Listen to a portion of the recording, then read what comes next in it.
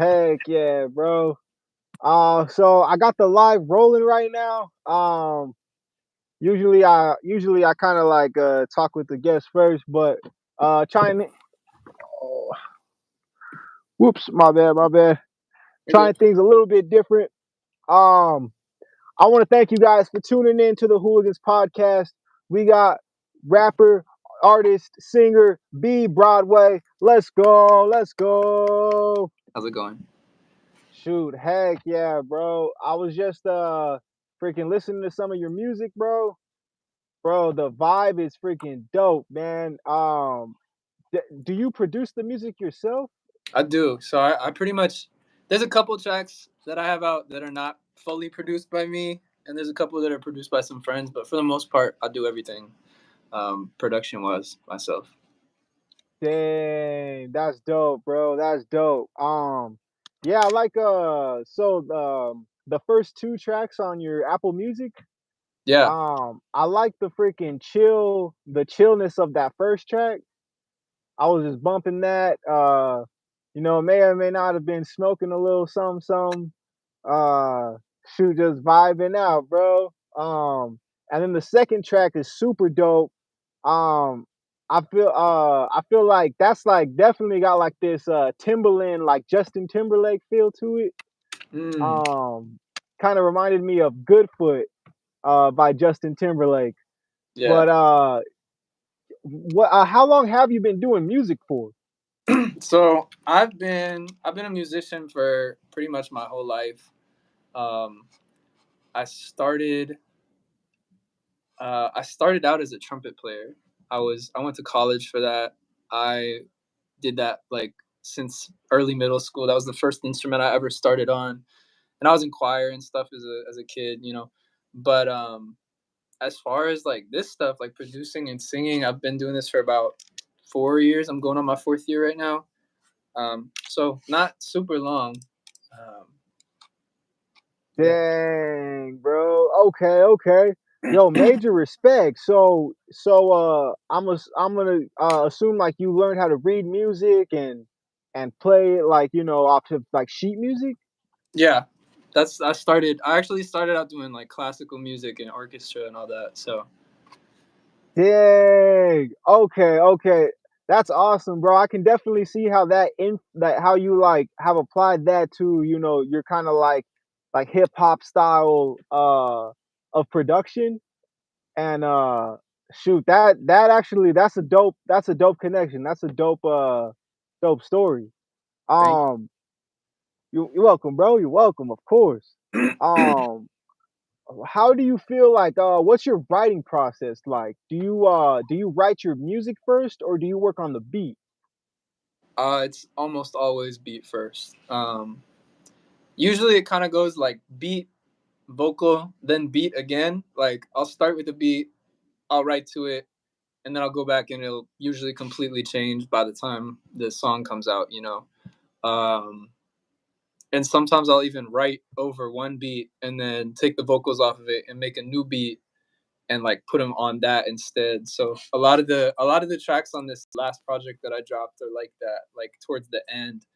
Um, Especially the more like alternative R&B stuff. Like I'll write it on another beat and then I'll just cut my vocals off that beat and then put them onto another beat and it'll sound different, completely different, and sometimes a lot cooler. What? Oh, okay, okay. Shoot. All right, that's awesome. That's awesome. Um how do you feel about like indie versus signing, especially in this kind of like DIY social media era? I'm I feel like I'm kind of in the unpopular camp with that. I'm not super opposed to it. I think that for certain types of music and for certain people and certain workflows, like, if you don't do everything yourself, if you do everything yourself, staying indie can make a lot of sense and it can be really beneficial to you. If you don't do everything yourself, signing sometimes can be a way to kind of push your creative like process forward, or make the music that you're actually trying to make. It just kind of depends on the artist. I think for me personally, I'm super not opposed to it. In fact, I'm kind of looking for that sign right now, um, which is its own scary process. Right, I right. think as long as Okay. as long as you're navigating that, like, as long as you know deep down in your heart that not everybody that offers you something is doing it in your best interest, and like you have a team of people behind you, it can make sense and it can be actually really good. I feel that. I feel that. Especially with like the type of music that you have, like that's some stadium, like rock star, pop star music that I feel like if a company got behind that, they could really, put the pieces together to like, put make some big things happen. For sure. And sometimes they have access to resources and stuff that, like, I think indie artists or the everyday person wouldn't even really consider. Right, right. No, that's awesome. That's awesome. All right, so this is kind of a little random question, but kind of a little current event question. How do you feel, or have you heard about Elon Musk's Neuralink? How do you feel I've about I've that? heard about it, but I don't know anything about it. Like, I've heard the name, but I don't know anything about it. All right, all right. No, it's all good. It's all good. I was listening to a podcast with Elon Musk and Lex Friedman. Mm. He's like a dude who wears like a suit in his podcast. But yeah, so Neuralink is like this. Basically, they want to put the iPhone in your brain and allow Hell you no. to like, Uh-uh. right, right. It's crazy stuff, man. I'm listening to it like man, turn this off. This shit is scary, bro. Um, but yeah, man, I'm not sure if I would get a Neuralink, but it was crazy. He was talking about like the amount of time but that it takes for us to use our iPhone Mm. is essentially trillions of like moments compared to how fast it would be between us just thinking about what we wanted to do versus having to actually like physically do it. Right. And I was like, dang, like that's kind of true. So I was like, yo, I would hire somebody with Neuralink, but I'm not sure if I would you know what I'm saying, You let bro? somebody else do it for you. Right, right, bro. Freaking like a super soldier, hire him, let him go through all the whatever, man, cuz that's some crazy stuff. I don't think like they've even mentioned the like psychological issues that could possibly, you know, come of that. But yeah, the that's just kind of a little current event mischief going on. Um Continuing on with the podcast, I don't want to take too much of your time. When you're not doing music, what is it that you're doing for fun? A little quick backstory. My little philosophy or whatever is three things. The three things in life are food, fun, and finance. Mm. I feel like we all kind of focus on finance and food, but like fun sometimes, as adults, kind of gets lost in the shuffle. So kind of like what is it that you kind of do in your off time? Uh, recently, and I mean a lot of my life, but I've been a basketball player. Like, I used to do basketball back in high school. I've kind of recently been starting to, because after you know being in the studio all the time definitely takes a toll on your, like, on your friendships and on your brain and all that. So I've been trying to kind of get out and go ball at the parks, because I'm in New York, so it's like there's infinite places to go play and like meet new people, and even if it's just for that like one session, like hour and a half type. Um, yeah, that, I mean, I'm always doing, like, just for fun, but I love sewing low key. Like, I am in my house sometimes, like making clothes, or like um I'll, like, what I've been doing for fun. I don't know if this is fun to other people, but like I'll take two pairs of pants and rip them both apart and then put them together and make a big pair of pants. Well, But okay, okay. No, yeah, that's dope. I That's like I'm dope. always I'm always doing some creative stuff. It, like, I like to do I like my fun activities to also be stimulating, like either to my brain or to my like my hands, and you know. Also, lately I've been reading a lot of manga, just on some like off time, downtime stuff. So And okay, that's awesome, bro. That's awesome. Shoot, yeah, bro. I mean, like that's like the. I have a clothing brand as well. Like the brand's called Hooligans. We make clothing sometimes. But yeah, that's like the bare bones of where fashion starts is hmm like sewing. Um, so like I respect that, bro. That's something that I would like to eventually do as well. That's tight. That's tight. Um, and then basketball, that's dope. So is that something that like you've been doing? Like, is that like a lifelong thing or it's just kind of like I'm not I'm not gonna pull up and be the best one on the court for sure, but it's just nice to be active and like I'm a low key athletic. Like I can hustle and I like I'm not the best player on the court, but it's fun. I've always enjoyed doing it. Um, I feel like it's just good to keep some parts of you sharp like that. But no? Ah, heck yeah, bro. No, major respects, major respects. Having that like athletic side to your life as well as like your personality. That's dope. That's dope. Continuing on.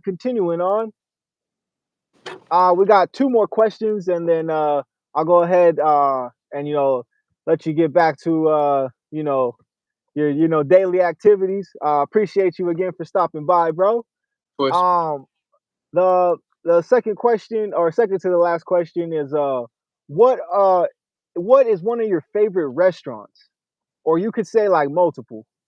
mm,